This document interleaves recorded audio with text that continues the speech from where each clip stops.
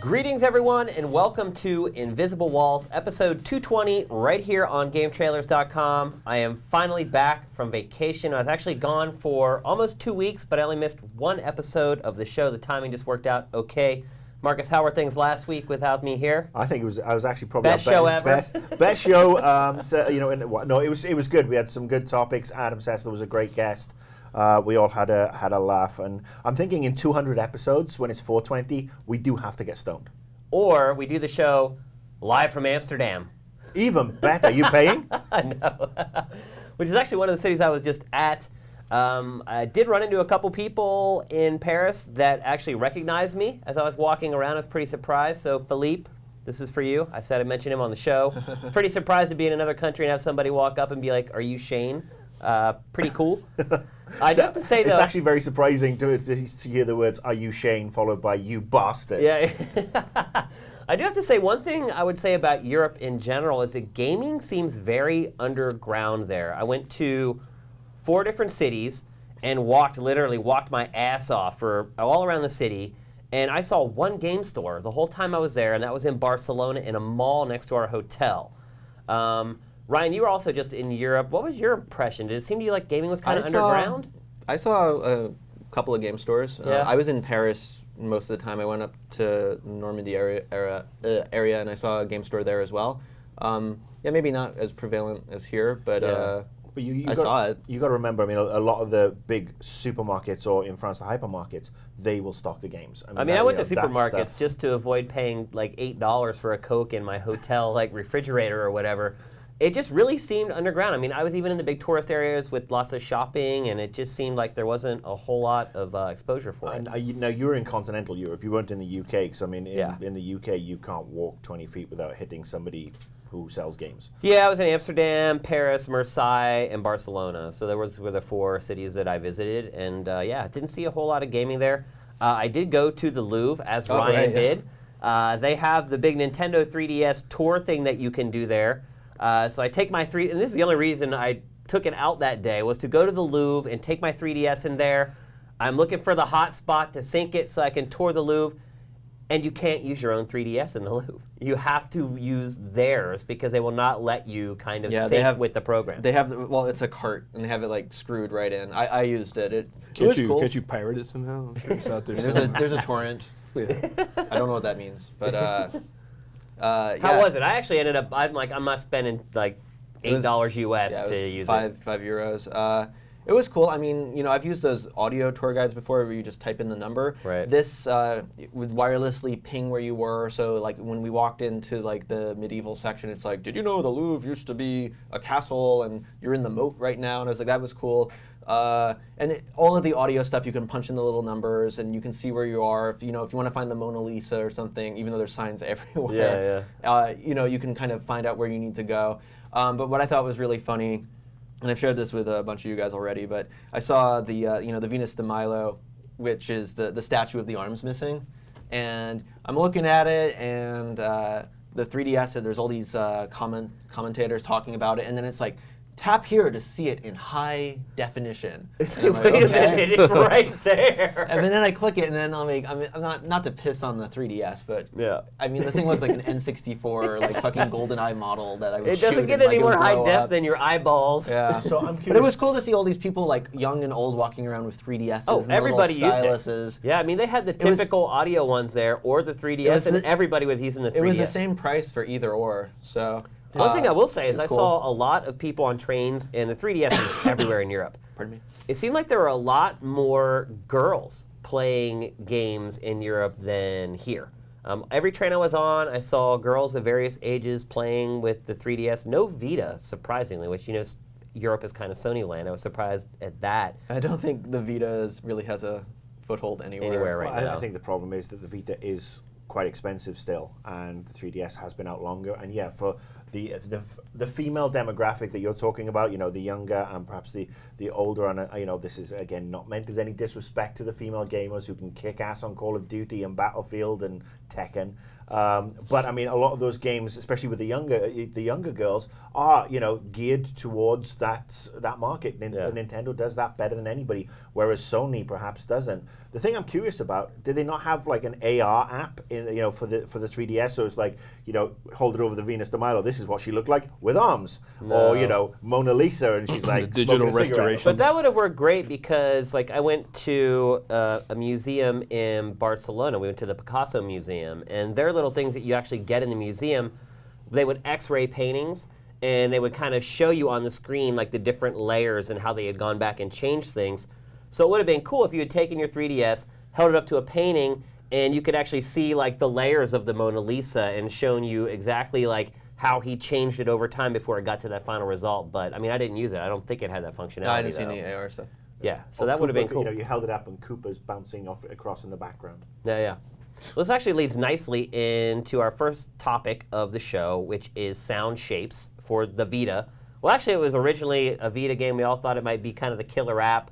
We all thought it might be ready for launch. It wasn't. It's finally here now. It's a long launch window, huh? That is, yeah. Which makes me a little nervous about the Wii U, right? So it's also available for the PlayStation 3. Miguel, you've been playing the game. Now, to me, this was the coolest Vita game that I had seen leading up to the launch, and still probably the coolest Vita game. Has it ended up becoming a great game? Yeah, I'm really digging it so far. Yeah? It's got elements of the sort of hyperkinetic platforming, like Super Meat Boy style. There are moments like that where it demands super crazy precision. You'll die a million times. Now that's shocking to me because what I had played of it, the platforming seemed almost just a means to an end. Yeah. Joy Division joke for you there. But really, I mean, it just seemed like it was just kind of there to be there and not really a proper game element. Yeah, I'll say that the way that they laid out the game, it's basically every set of levels is framed as an album, and it's framed as a collaboration between the people who made the music and the people who made the art. Some of them are more about the aesthetic, others are more about the game, about the crazy platforming. Like the Dead Mouse levels are really kind of hectic and demanding. Makes sense. Yeah, so it's got a lot of that, but it's also got the really cool aesthetic thing going on. Like there are some levels where you're just going to want to play and take it slow, make sure you get all the little notes so that you could hear the music at its fullest. And like I said, there are others that you'll just want to blaze through and that you're going to kind of develop thumb blisters just trying to get through them. Once you beat the game, you get to do what they call death mode, which is kind of like that Super Meat Boy thing times 10. It's just like little micro challenges that are really, really hard to do. And Ryan was watching me play some of them.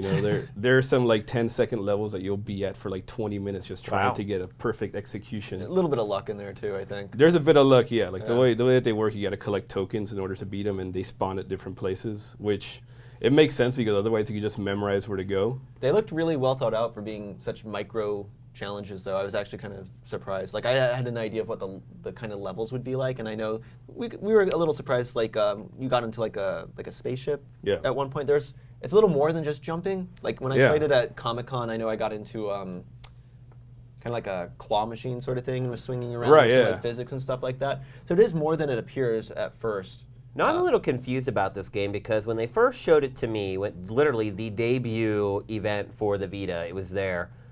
And the way they presented it to us was like, basically started almost like a MIDI grid, like you're creating music. It has a level editor.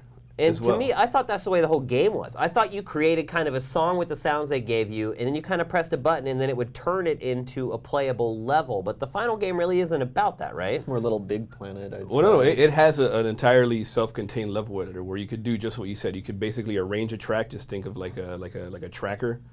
You could put the notes, make a beat, put in melodies, use samples, and then from there you could just like build a level. The way I've been doing it is like making the music first, and then building a level around the music so that the player can kind of go through and get all the notes and like hear the music kind of unfold from like a little skeletal beat to like a full thing. And that works really well too. In fact, I've been having a lot of fun with that as well. That's what I really liked about it. Now, is it shareable? Can you create something and then share it online with others like Little Big Planet? And even already, there's like so many levels up there that the community's put together, like, pages and pages of stuff on the website. Now, some of those I would think really have an opportunity to be horribly grating. because some of the sounds that they give you, some of them are a little, Yeah. I mean, you a little Sign me up. abrasive. There's Yeah. some clown stuff in there. Some poop it runs the gamut. Yeah, I mean, you'll find stuff where it's clear that the people were focused on just building level geometry without really Caring minding about too the much music to that it music. created. And there's the opposite too. There's just like, people who put a really cool track together and they just kind of lead you by the nose to pick up all the notes. But like the best obviously is the people who do both, right? They'll make a cool song that sounds good when it's even bare, but sounds better when it's full, and then they'll like give you cool ways to gather everything up and make it happen. And it seemed really intuitive. Like the interface was very simple. It's basically just like a drag and drop type thing. Yeah. I mean, it takes getting used to actually, and there's a lot of The tutorial looked really hard. Placing the beat tutorial looked difficult. Yeah, well, what you're talking about is kind of like a mix between a challenge mode and a tutorial. It'll basically, it's called a beat school, and it basically just plays a beat for you, and it puts you on a tracker and says, okay, recreate this beat, and you got to go like note by note and do it. And in fact, I just finished the last one this morning. So how do you prefer to play? Do you prefer to play the levels they've given you, or do you prefer to download levels of others or create levels yourself? I've been having the most fun, honestly, making the levels. Yeah, that's really cool, but That's what really makes it unique, right? Yeah, I think so. The levels that they provide for you could probably get through them in a couple of hours. Like, there's not a whole lot in there. Yeah. There's a lot in terms of number, but in terms of. Well, you said the one takes like 10 seconds, but you have to try it 20 times. Well, that's a death mode, and in fact, like I've only done like maybe a fourth of the death mode. Those are really hard, but like the actual levels, they're much longer. They're like a typical platform stage. But someone like us sitting down to play it, you'll probably blast through them on like 5 hours. Now, is there any kind of multiplayer in this at all? Just the sharing stuff, really. Yeah, there's no way to play with cooperatively or against each other? No. So, we've been building this game up for months. Is this the game that people should get a Vita for? Is it that good?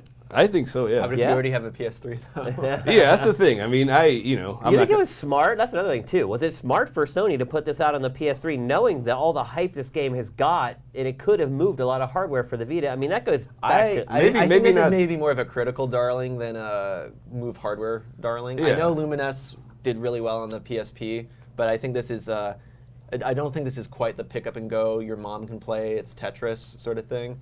I mean, I think the game's awesome, but I think they probably did a lot of analysis and decided in the end this was the better move, especially with the Vita being in kind of dire straits right now. Yeah, and like whether or not it was and smart. you get both. Yeah. So if you do buy it, So you buy it and you get both versions of the game. I think that's where they've been smart. I mean, stick it out on the PS3 to a much wider audience, have people start to like it, and then because of the sharing, because of the addictive nature of the game, it's like, all right, well, I really want to, I want to play this on the go because this will be a fun game to play on the go. Nothing quite like it, and then that'll inspire people to perhaps go off and buy a PSP. So it's a smart move, and I mean, I haven't downloaded it yet because I've been having issues with my internet all week, but I'm actually excited to try this now because when everybody was talking about sound shapes, I was like, I really don't like these sort of like creative music-y type games. I mean, I'm about as creative as a 4-month-old teabag. But I mean, I'm actually interested now to put on my PS3 and then on my Vita and sit on my toilet and play with it. Well, this may be a good opportunity for us to do kind of a check-in with the Vita. Pardon me. It's been out for months now. Marcus, you got one for free, and we got one here. I got a loaner. It's a loaner. It's not mine. I have to get, I have to give it back at some point. Chances are they'll never ask for well, it back. chances are, I mean, I'll be honest with you. The last time I played my Vita, and I think I said this a couple of times, was actually on the way to Comic-Con. And I took the Vita. I didn't take any cartridges. I just basically played Stardust Delta. And that is still, to this day, my favorite game on that system. It's just so great and addictive. Everything else that's come in, it's like pick up, play for a couple of hours, put away. And I'm still, this might be the game to usurp that one. I carry it across. But this is this is what they were promising, that cross-platform play. So if this is, this heralds the start of this at an affordable price, great. But I'm hoping against hope we're going to see some good stuff this year. Now, none of us have a Vita here, except for Marcus. You got one for free, like I said. Are any of you guys inching towards getting one at this point? It's been out for months now. I mean, this is kind of the point where they need to really start making that move to get people to buy the system. Miguel, do you feel like you're nearing a point where you might buy one?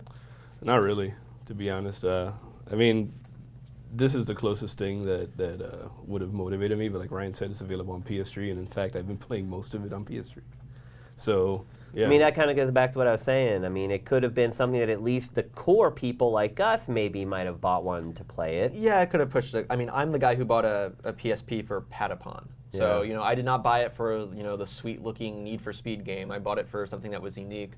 And, we've seen the games. We've seen the Uncharted. We saw I played a ton of Mod Nation. And All the HD remakes. They're competent games, but they're games I play on my couch. I mean, I've been Or saying we've already played. Yeah, I'm a broken record, but I mean, the games I played on my DS were things that were like unique experiences and also had quality. It's just because you throw rear touch on something doesn't necessarily mean rear touch is the big selling point. Yeah. Sound Shapes was going to be maybe what made me dip my toe into getting a next-gen portable, but as of now, there's nothing on the horizon that I can think of that's really got me interested. Yeah, and I'm right there with you guys. Seems like once every couple weeks I get this little like ping in the back of my mind. It's like, hey, maybe I should get a Vita. And then I start looking at the software coming out, and it's like, no, I don't want one yet. And that's the funny thing, because when we were in the build-up to the Vita launching, I mean, you were one of the ones who said, I buy all the tech day one, I do pre-order it. Yeah. And the fact that you still haven't got this, I mean, haven't. obviously, if a Sony rep is watching, I'm sure you have more than a few lying around in a warehouse somewhere. I mean, send them over to Invisible Walls, because, I mean, let's face it, what are they doing with them? Fuck all. They've probably just give them away. So I they bet can you sell there some is games. somebody in a warehouse somewhere who's building himself a fort with Vita boxes. Well, the one thing I will say, the screen is fantastic still on the Vita. It's and still an amazing piece of hardware. I mean, just it even looked- Netflix and streaming Yeah. video, as long as you've got the good Wi-Fi connection, it's actually fun to watch with, with the headphones and stuff.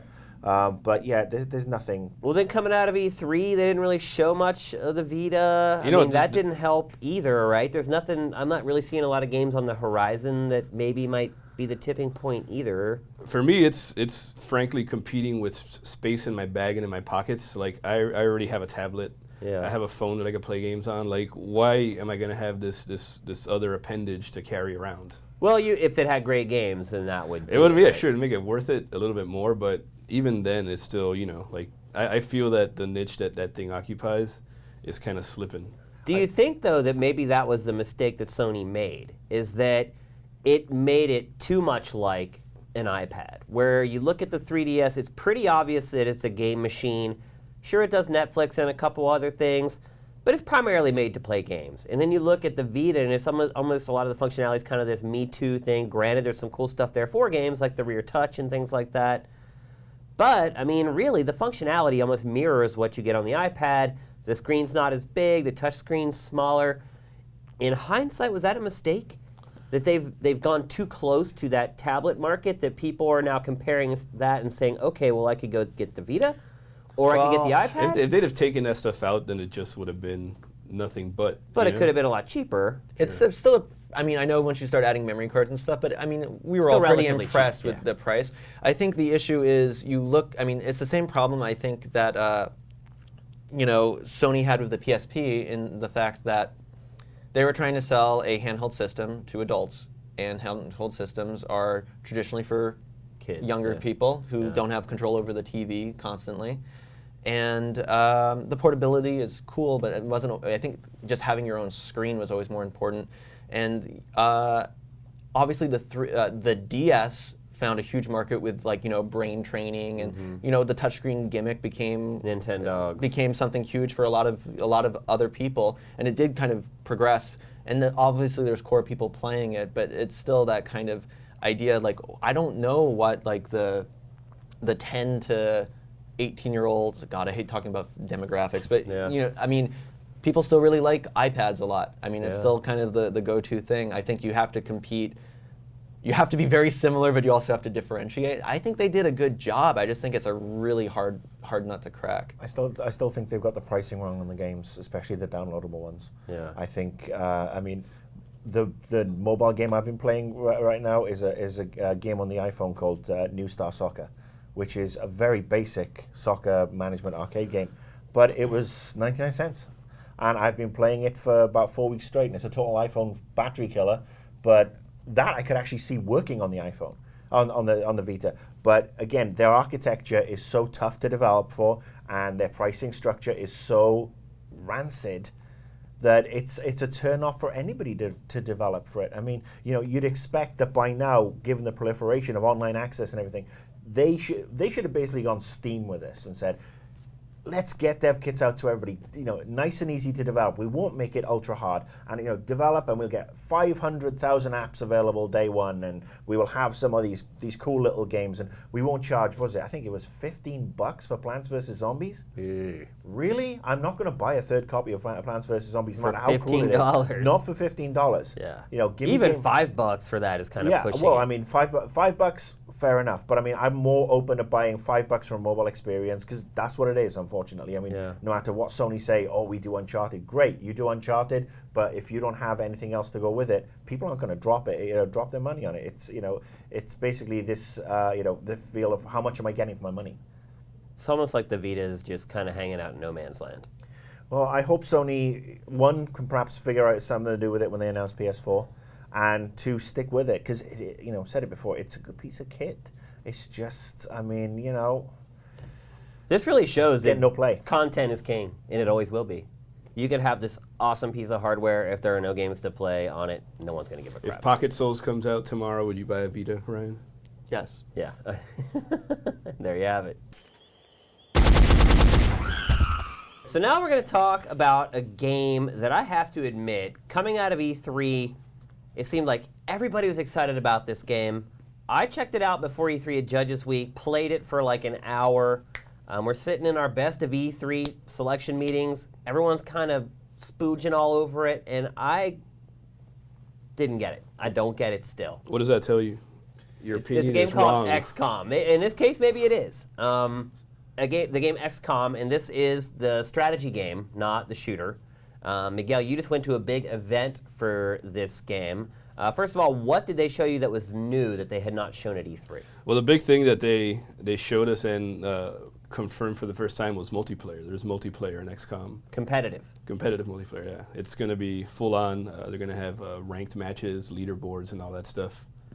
And yeah, it's when you think of a turn-based game having, you know, that kind of functionality, it's kind of a, you know, it's not the first thing that comes to mind, but the way they're making it work is pretty intuitive when you consider how, you know, tabletop and like the games that come from them work online. It's basically you get to assemble a squad of 6, and you have a certain point limit that you could use to build that squad. Like the stronger units will cost more. And you can use aliens, right? You could use aliens. Yeah. You could use soldiers. You could like have soldiers of varying levels, like you know, right in the drop-down menu.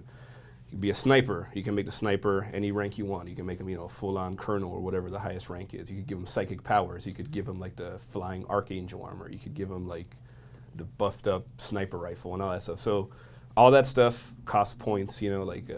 And you have a pool of points that you have to create your team with. Yeah, exactly. So you could field like a larger team of smaller units, or you could field like, you know, a smaller team of like big buff guys, and it works really well. It's fun.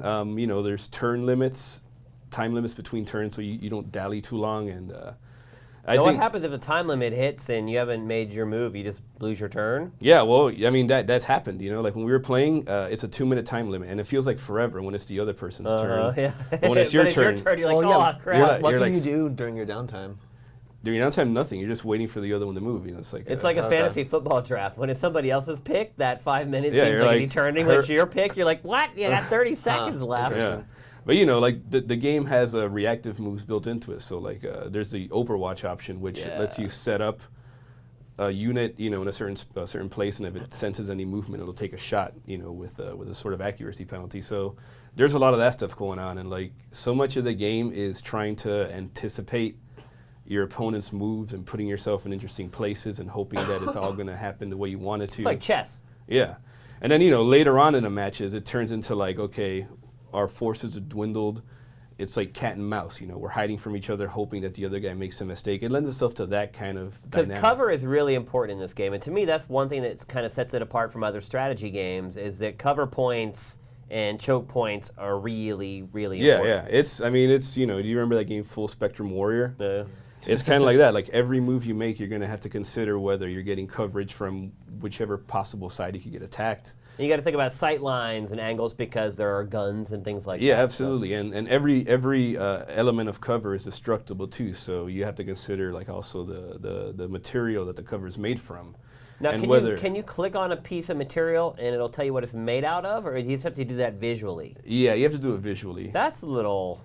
I mean, yeah, I think it's a slippery slope, though. If you provide too much feedback, then the game seems too busy. You know what I mean? But if you want this to turn into a big competitive game, like, I think people need that minutia. They need to know how many shots that wall can take before it breaks. I would make an argument for the other way, is sometimes you need things to be a little more in a black box. Like, you have an idea that this can maybe take a couple shots, but if a wall or a piece of cover is like a hidden HP value, sometimes you may want to risk maybe it can actually take that extra hit. And it kind of adds a little bit of like X factor to it instead of being a game of pure numbers. There's a bit even though there's obviously randomization for like damage I and agree. stuff like that. Playing a game for fun, sure. Playing a game competitively, that'll never fly. But I think the way you look at it is you single player as to get to understand the game, and before you go into multiplayer, and people realize that the more you play the game and the more you learn. And if you are going to put all your guys next to a cardboard wall, you're going to get toast pretty quickly. I mean, it's not only about flimsy cover though. It's also about like cover that can explode. Like right. there's certain parts of cars like by the front fender, like that typically gives you full cover. But if you go to the back, it's a gas tank. Yeah. Well, no, if you're anywhere in a car and it takes a certain amount of shots, it's going to blow up and like really mess you up. So, yeah. I think, I mean, you're right. I think it might be cool to have some feedback in terms of how much damage a certain thing could take. At least for people that want it, maybe. I'm sure it will get reverse engineered. I mean, you look at a StarCraft fact and things that you think are maybe arbitrary. Out of reach of people. Yeah, like Marcus said, players will learn. Players will start to know what is covered. Then there's also like in that game, there's a bunch of weird alien geometry too. Like, is that pulsating purple thing gonna explode? Right. If you're lucky, it will. Yeah. Now, one thing I would say about the time that I spent with it was, and I know they're doing their best to make it work with a console controller, it still felt a little clunky. Did they have you play the PC version or the console version? And two, if you played the console version, have they refined that at all? Because especially when you're under a time limit for your turns, using that console controller can maybe limit what you can get done. Yeah, I would say, I mean, I agree with you partially. Like, it took me like an hour to get used to how everything works.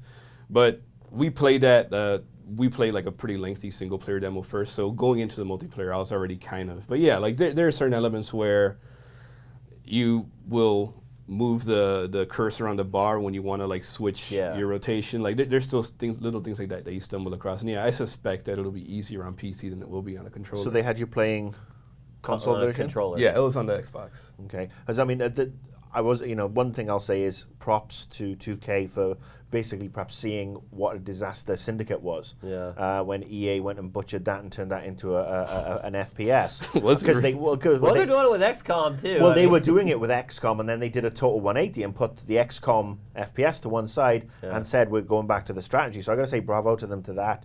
It's Firaxis also. Yeah. I mean, they made Civ on the consoles and it was great. Yeah. They've been working on this game for 4 years too. But I mean, that's my point. The FPS has got like gone bye-bye and it's sitting in a corner waiting for the Vita version or whatever. But I got to say, I will never play this game on console. Yeah. I don't see the point, and no disrespect to the console gamer, but if I want to get into this and learn this and really love it and then go and play online, I'm not going to play with a fucking controller. I think I would prefer to play with a mouse and keyboard. I don't think anybody would deny that. I'll play whichever version we get first. Well, of course. But your job. When it comes review time and they send you all the versions of the game, which version are you going to play? We hope they do that. Yeah, I mean, practically speaking, just because of the way my living arrangement is, it's easier for me to play a game on a PC without like consuming the whole living room. Right. So yeah, I prefer to play games on PC for that reason. But yeah, like I can also see how it would be fun to just play it on a console. Yeah. Now, what was the one thing from the event that surprised you about the game? I mean, the fact that there's multiplayer is a pretty big surprise, yeah. But you had to assume that was gonna. I think that's a pretty big surprise. I mean, for a tactical strategy game, especially on console, primarily, like that's kind of weird. I think that's kind of you could see them putting out like a kind of throwaway multiplayer mode, but it seems like they put a lot of thought into this. So maybe that's what's surprising is how robust it actually ended up becoming instead of just some little side thing. Also interesting is the way that they're attempting to balance the multiplayer. What they're doing is, rather than if they see that a certain unit is like running away with shit, they're not going to tweak its stats. What they're going to do is just alter on their end how much it costs to field the unit, make it more expensive. And they're convinced that that's gonna do it. That's gonna make it so that I could see that. Yeah, I mean, I'm curious if it's gonna work because, that's a different approach, certainly. It is a different than what approach, you would yeah. expect. And like when you're talking like for their ranked matches, they're talking 10,000 point squads. Oh, that's a lot. Well, that might just be 100 points or something like that. Some of the beefier units will cost like 5,000-6,000. So couldn't they just make it like 72 out of 100? They could, yeah, but like if a unit is We're like gonna learn fractions today. if a unit is crazy overpowered, like you're still gonna be able to field it. It's just a matter of like you're not gonna be able to field as much stuff in addition to it. So yeah, I mean, I could see it working, but I'm curious to see exactly. When you put your squads together, did you use every single available point, or did you have like a couple hundred left over usually? Usually all of them, yeah. Every Like single if I point. had 100, I'd be like, all right, what can I get for 100 points? Okay. I do definitely. scouring that shit. But it's interesting though. So what's like, that 100 points? Like little like med a grenade packs, or something? scopes, Okay, that kind of cool. stuff, yeah. Yeah, that nitty gritty stuff sounds interesting. Yeah. Like people are going to try to work on these little perfect little things, and other people are going to study them and try to exploit them. Yeah, but it's So also wait, is that good. granular? You can choose a unit and then choose what Their loadout? attachments they have? for the soldiers, yeah. Like Really? the aliens, you get them as is, but for the soldiers, you go. I want this sniper to be like X level. I want it to have X armor. I want it. Because to in the have, campaign, you actually level your characters up that way as you use Yeah, them. They exactly. that makes sense. So here's the bigger question. So you were playing the multiplayer. Does that mean you've now seen pretty much all of the content, all of the game content in a way? Like you've seen all the aliens, all the soldiers, all the guns, all the technology? Or do they have it kind of limited for you? Well, I mean, everything that unless there's like special crazy like boss type units that they're hiding for story reasons. Yeah? Yeah, it's all in there and like. Does it seem like there's a lot of stuff? Yeah, it's like there's a good I didn't really count, but there's at least a dozen aliens, like variations of them, and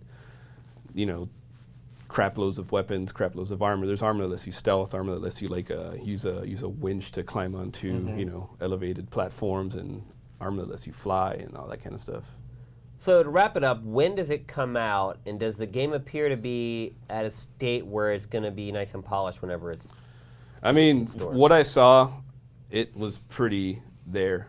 It comes 4 out. years, it Yeah. probably should be. It comes out in October, and like my guess is that these remaining months is just polish. Like it's Yeah. pretty. I wouldn't. If that game were released, I would consider it done. Like obviously, who knows what's going on in like the later levels? If there's stuff they have to build still, but it looked pretty together from what I saw. And overall, pretty impressed with it, excited for it. Yeah, absolutely. Yeah, that's one of the games I'm looking forward to most. Seeing it now. Yeah.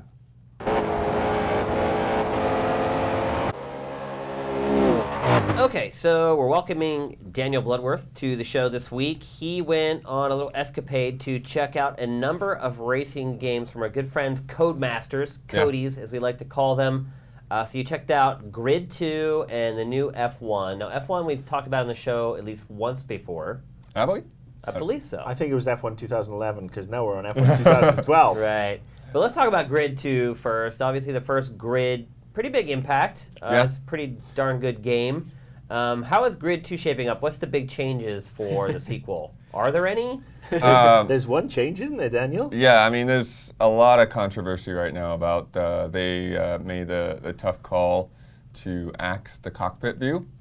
And basically, all their data shows that only 5% of people actually use it. And, talking to normal people around the offices, that seems to be somewhat right. But if you look at the announcement, like... Well, Daniel, how do you play racing games? I only play in the cockpit. Yeah. Yeah. He is the 5%. I kind of go back and forth depending on the type of game. Like something where there's a lot more jumping and crashing, I'll do third person. But yeah, more realistic games like Grid, I would play in cockpit. Well, in the first few Gran Turismo games, playing from a cockpit view made the game way easier. Like trying to play it from a third-person perspective and trying to hit some of those times they try to make you hit was almost impossible from third person. You go into first person, you nail it like on your first try. Yeah, and I think there may be a few people that are confused with that, and just because there's not a cockpit view doesn't mean there isn't still the first person and the hood cam. Yeah. Which I know, I've seen people that use wheels in the past say that, they use that instead because it doesn't make sense for them to have a wheel and then another wheel on the screen. But I think it just kind of reeks of laziness, though, doesn't it? It's like, we don't really want to model the indoors of these cars, so. I think there's multiple factors there. It is a matter of time and like it takes a lot of time to put that in there and make it right. It's also one of the things they cited is resources working on the consoles that like they're already getting everything they can out of the 360 and PS3. So rather than using that memory and those resources on the cockpits, they're putting them into other graphical effects and physics and things like that.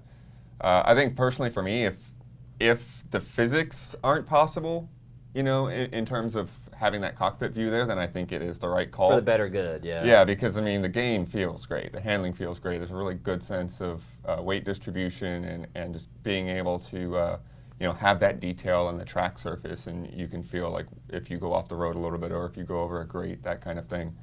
But if it's a matter of stuff blowing in the wind and bigger crowds and stuff, I think most of us would say we really don't care that much. Right.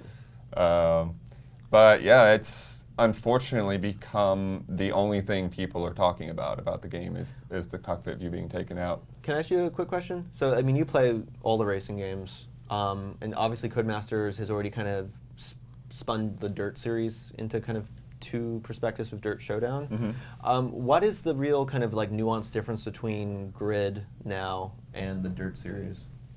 Would you say? Really, Dirt. yeah, that's really what it comes down to. Really? It's dirt or roads. Dirt's like rally and off-road, so. No, I understand, but again, like racing is. I'm just curious, like again, I may be wrong here, but Grid is kind of what put the idea of rewind time. Yeah, it was one of the into the whole first car ones. space, even though it was a realistic game. Car selection too. Dirt is really focused on those rally cars, where this is a bit more spread out between muscle and high-end European cars and stuff like that. What did you tell me about the tracks that they were? Oh, they've added like a whole another branch. So they're still real world areas, but tracks on like the California coast and more open roadish style of driving. So now you have So not necessarily race courses. They're just more out on the open road, real highways. Yeah, they have those basically those three different types of tracks. So you have the highways. And then you have those closed circuit street courses, kind of like what we might get in Long Beach, but they put them in Chicago and Paris and other places. And then they have authentic real tracks. And the one that they talked about was Yas Marina, and then which is it's been in F1 games, but not really anything else that I can think of. But they're talking about pulling in more obscure tracks and tracks that haven't been in other games before. Autolog? Are they gonna have autolog in the game? It didn't sound like they're going to do Doesn't every racing game kind of an need that auto now? log exactly, but they are talking about Any game with a timer. their It needs RaceNet. autolog, yeah. Their RaceNet system's going to be expanded, and they're talking about having the multiplayer progression be separate from single player, so that you really have a chance to find people at your skill level a lot better and things like that. And I think there's probably going to be some social ties in there so that you can keep track of what other people are doing from other devices and things like that. Now the game's a fair way off though. It's not. It's early or mid next year, is it? It is next summer, which is again, let's when you sit down and you play a game that looks this good and it's a year out, it's like Pretty okay, impressive. maybe if the outcry is high enough, they could put in cockpits for the PC version or something like that. It's on the disc. Because there's enough time. I was about You to have say, to it's pay like, to unlock cockpit view. If somebody wants the cockpit that That bad, has then been a big joke. Give them Yeah. give them $1.99 to. Should Codemasters change its name to like Roadmasters at this point? They have actually they have the Codemasters Racing. Oh. Basically. Do they make any games other than driving games at this point? Because they lost so much money on like body count and stuff. Gee, I wonder why. But I think that's part of it too. Is we get the bar raised by something like Forza, Yeah. but we forget that like Microsoft doesn't care if Forza makes any money. Right. You know, like they put that game out there, and then 9 months later, it's like bundled in with every Xbox. Right. They just throw as much money as they want at it, and you know, and sure they can make the best game, but like, how many other people can do that? You know. Not a lot. You know, it's like we saw that with Gran Turismo. Like they limited how many cars had cockpit views, and Yeah. it was a big deal then too. Yeah, it was. Maybe even bigger, actually. So let's talk about F1 briefly. Any changes to it this time? New tracks, I'm guessing? Yeah, I mean, it's one of the things I found out that didn't make it into the interview, just because it was worded a little weird, is when they have their license, and hopefully there's something they can negotiate and figure out in the future, they are limited to this year. This year's cars, this year's drivers. So, because I asked them, it's like, why do every year, we have this career, and it's like, oh, you go through 5 seasons, but every season is like Groundhog Day. You're just in a different team. But it's because of their license. They can't, even though they had F1 2010 and F1 2011, they can't go back and include that stuff in the career mode in the game in any way. So the F1 license is pretty limiting, I guess. Yeah. I actually spoke to them. I mean, the head of PR, Rich Eddy, is a very old friend of mine. He's a former games journalist, and I've asked him almost year after year when are you going to see the some of the classic drivers, the Ayrton Sennas, the Nigel Mansells, Damon Hill, all these world champions. When are you going to be able to get that? And he basically said, the hands are totally tied. And I know it might surprise you that I'm actually I actually enjoy the F1 stuff. I mean, you're European. It's just watching TV in Europe. You see F1 on TV well, all the time. That's one of the things that they're changing is they're trying to make the basically the game more exciting, and they brought in the guy from Sky News, Sky Sports, to do like the track run-throughs and stuff before you start a race, and so that way, like, you're actually you're familiar with how this track is and where you need to adjust how you're handling it, and they have the young drivers test in there now to kind of familiarize yourself with all of that stuff, because they admitted that they kind of assume that. F1 well, they're fans. European. Well, there's also the Track of the Americas in Austin that's open. That's basically going to be used, I think, this time for this year for the first time. Yeah. I mean, the first purpose-built F1 track in America, and that's included in the game, and that's what I saw at E3.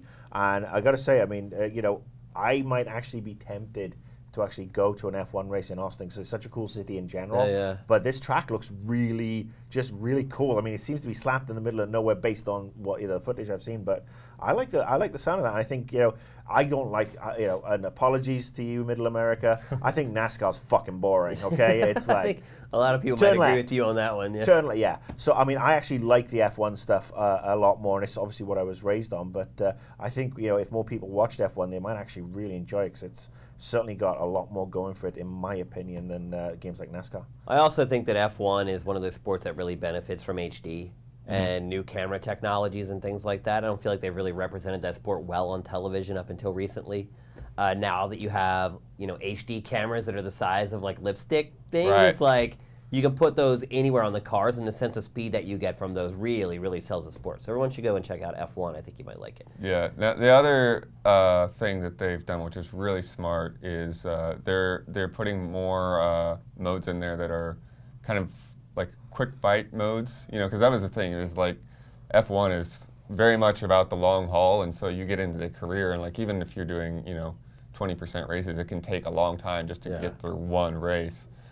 So now they have a mode where you're basically just going through like all 6 champions. You're just trying to take down each champion one by one. Oh. And then they have like kind of like it's sort of like a quick season or a quick career where you kind of, I think in like 10 races or something, like go through an entire career kind of experience. So they like picking and choosing key races throughout the season. Like this guy, you're the leader in points, but this guy's had 2 great races. Now you need to fight him off in the last like 3 laps. And yeah, stuff something like that. They have just a quicker set of goals, so you can like sit down and actually play through something and feel like you've accomplished something in a day. Without feeling you have to set aside 2 hours. So Grid 2 coming out next summer. Yep. F1, when is it coming out? I want to say September 18th. Yeah, a couple of weeks. Soon. Very soon. So be sure to look for our review of that coming up very soon. Any other notes from the event you want to share? There is one other game that we'll be having an interview on Monday, I think. I don't think honestly as many people will be as excited about it, but you know, it's cool what they're doing with it. And then, you know, it was just, you know, it was a cool trip. It was really low key. You know, like their Codemasters main studio is like on a farm in the middle of nowhere, and they actually have a barn that they've converted where the testers go when they're in the final crunch. Wow. Fair and you know, and it was just, you know, we spent the whole day there for Grid 2, and there was just like 5 or 6 of us, including some guys from some car magazines. And then we went up to Birmingham the next day to see the F1 stuff. So I would like to say thank you to this man because he brought me back 3 bags of Walker's cheese and onion crisps, which are my favorite crisps in the entire planet, and really tricky to get here if you don't have any specialty shops. It probably costs like $10 a bag here. Yeah, I mean, I spent £3, less than that. £3 is like $50. It is, yeah, you're right. And then I also want to say that I really find it ironic that you 3 in the last week have all been in Europe. Yep. You know, France, Spain, France again, Britain. I'm stuck here, and I'm feeling really friggin' homesick. So I'm waiting for the Olympics to be over so I can go home for a couple of weeks. Actually, it was really empty there, dude.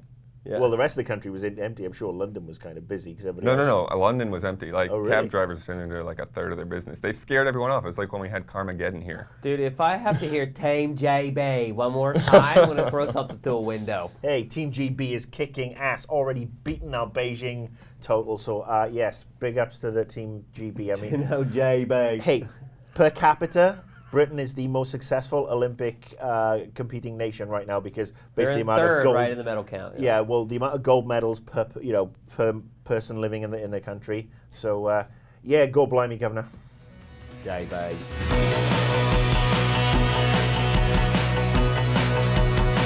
All right, that's going to do it for episode 220. Just a couple things before we go. I want to remind you that next Thursday night on GameTrailers TV on Spike TV at 1 a.m., we go inside Valve for a huge interview. You definitely do not want to miss that. Make sure you check it out. Also, we want to remind you that we are doing a panel for Invisible Walls at PAX this year. It's going to be Friday at 1:30. Hope that all you guys can make it there. The room is not huge, so you might want to make sure you get there a little early, although you can't get there too early. There's a panel before it, but right. yeah, get there early, and there is a line. Queue on up. There is a queue. Queue on up. You can queue. I can queue. You Another can queue. great British Olympic event. And I think we'll have some giveaways too. So definitely. Oh, we're gonna have tons of giveaways. Actually, we're gonna have a lot of stuff to give away. We're working on the rundown for the show right now. It's going to be really fun, really cool. Lots of interaction. Yeah.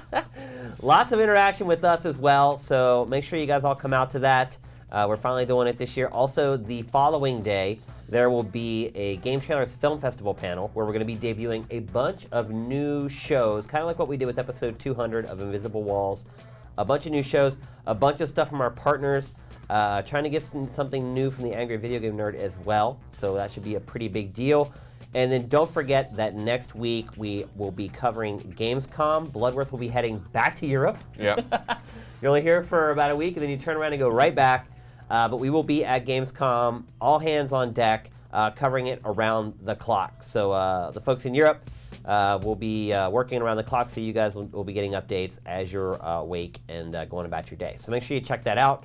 And then finally, there's a possibility that on next Tuesday, we may be doing a GT Live with Darksiders 2, where we play along with the developers. Still working out the details of that. I'd say right now it's probably 60-40 chance it's going to happen. Ryan, would you agree with that? Sure. Sure. Math. A lot of math per capita. So if you want to see a lot of Darksiders 2 before you decide to pull the trigger on that game or not, that will be next Tuesday. Our review will be live first thing Tuesday morning, Pacific time at 9 a.m. Pacific. Is that correct? Sure, if you want to say that. And we're talking about it next week as well, and Yeah. Sleeping Dogs. Next week will be a great show on Invisible Walls. We'll be talking about Sleeping Dogs and Darksiders 2. And Also, probably some Gamescom stuff in there. yep, a lot of Gamescom stuff. We'll also be doing a review of the Astro A50 wireless headset, which I just got and I've been using. We were going to talk about it today, but we kind of ran out of time. So, And we didn't cover hybrid this week, and there is a reason why we didn't cover hybrid, because that obviously shipped on XBLA yesterday, but they've been having server issues. This is the first time we've been able to get the game going this morning. Otherwise, we would have talked about it, but, Yep. you know, tough shit, really. yep. So that's it for the show. As One always, more important thing. I don't have that in my notes, Ryan. You don't? No. Oh, you don't have to run that. Interns. Oh. Yes. Once again, we are looking for fall interns. Please email us, and we'll have the thing come up right here. GameTrailersInterns@gmail.com. And real quick, you have to be a junior or senior in college. This is an unpaid internship. We're in Santa Monica, which is right next to Los Angeles in California. And, get to You have to get college credit. Yeah, got to get college credit. And, get to hang out with us, play some cool games, see some cool stuff. We've got the Wii U launch coming up. It's a really good time to be an intern. Yeah, actually, if you think about that, it's a really good time because we'll have the Wii U in here well before it comes out. So, and it means while everybody else is playing the Wii U, the interns will get all the Kinect games. or the Vita games. Anyway, that's it for this week's show. Good to be back. Good to be back, guys, with you on the show. We'll see you next week. Invisible Walls is up, and